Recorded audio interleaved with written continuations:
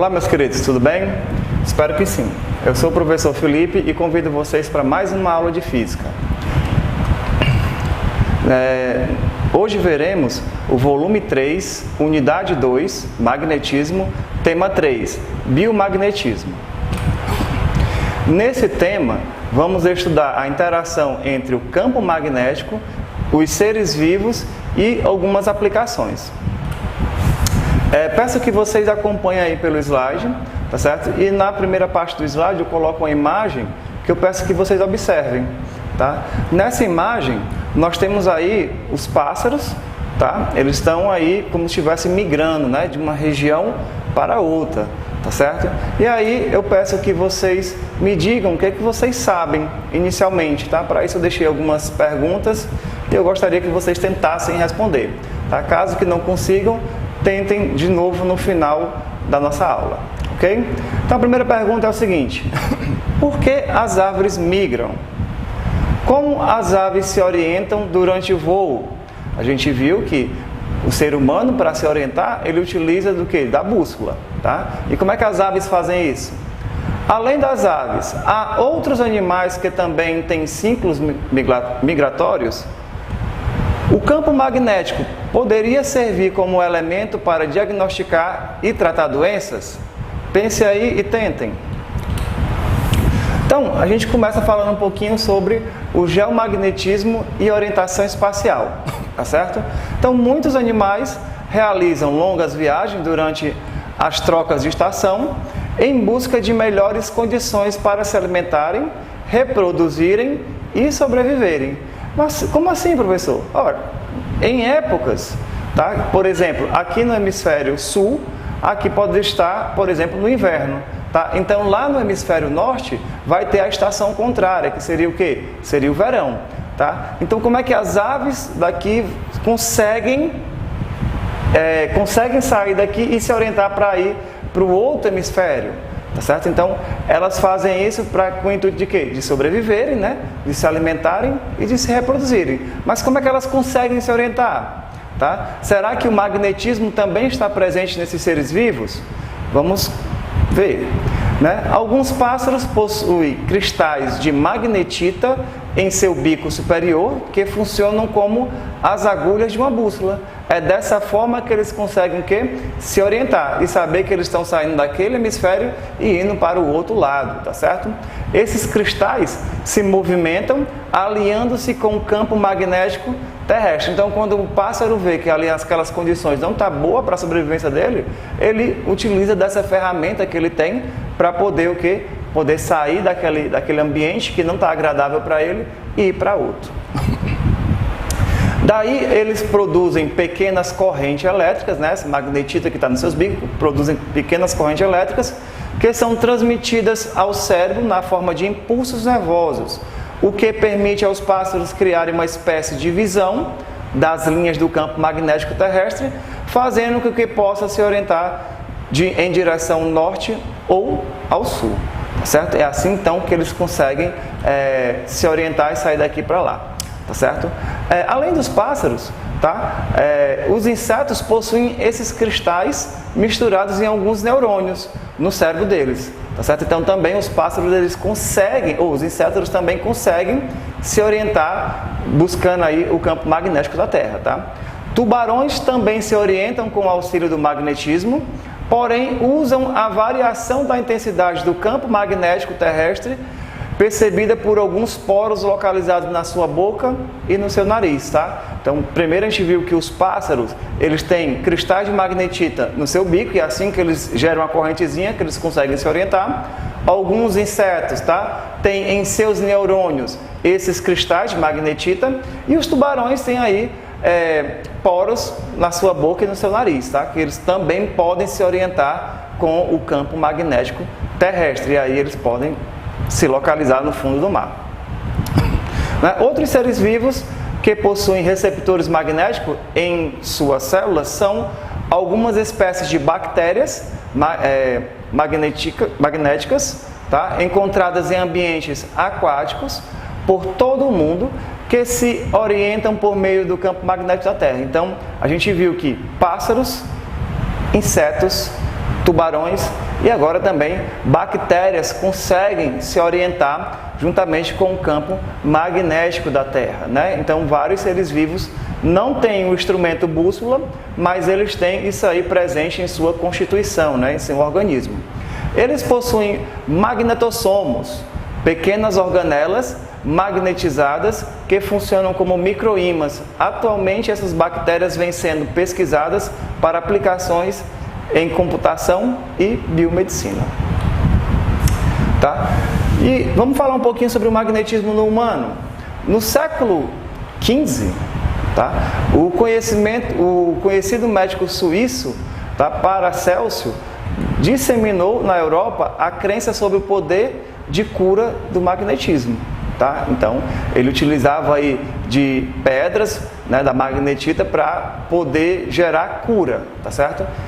Usando ideias originais da China, o Paracelsus acreditava que os ímãs seriam capazes de atrair e repelir as doenças do corpo humano e, portanto, teriam a propriedade de curar essas doenças. Então, como o ímã consegue atrair ou repelir outro ímã, tá? Esse médico aí acreditava que também poderia atrair ou repelir doenças, tá certo? Há muito tempo aí, então, o magnetismo vem sendo usado na ciência, né?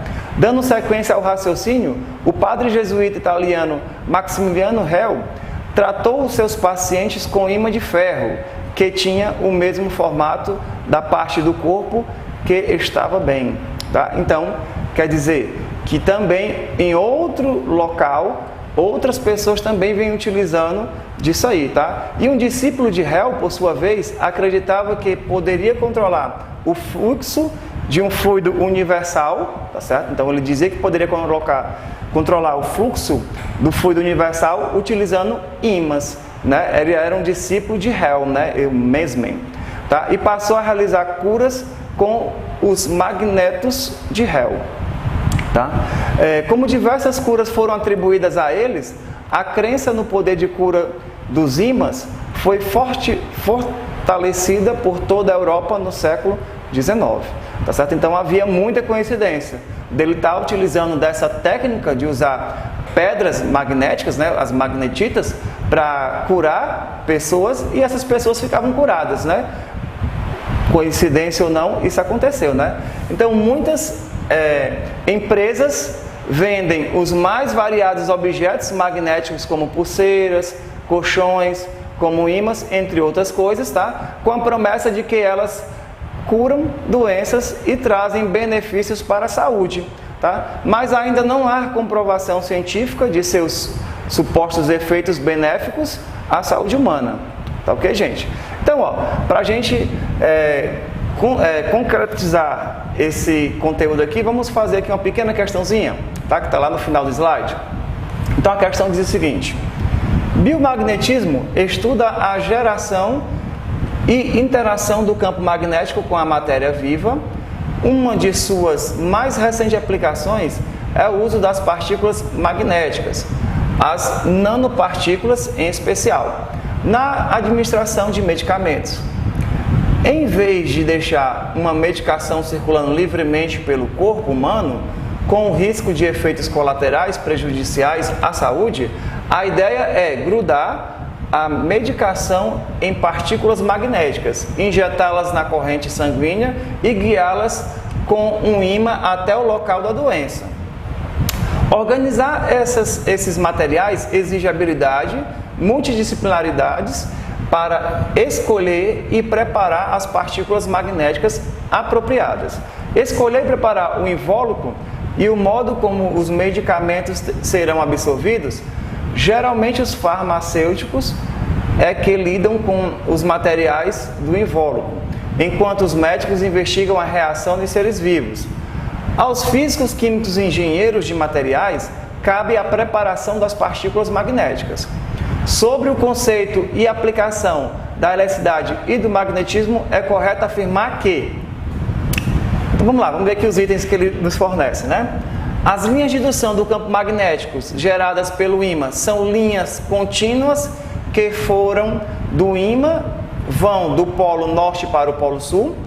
O medicamento associado a partículas magnéticas pode ser guiado até o local da doença através de um campo elétrico constante.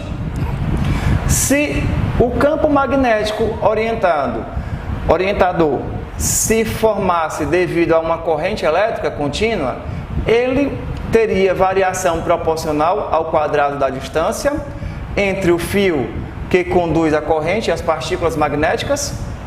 D.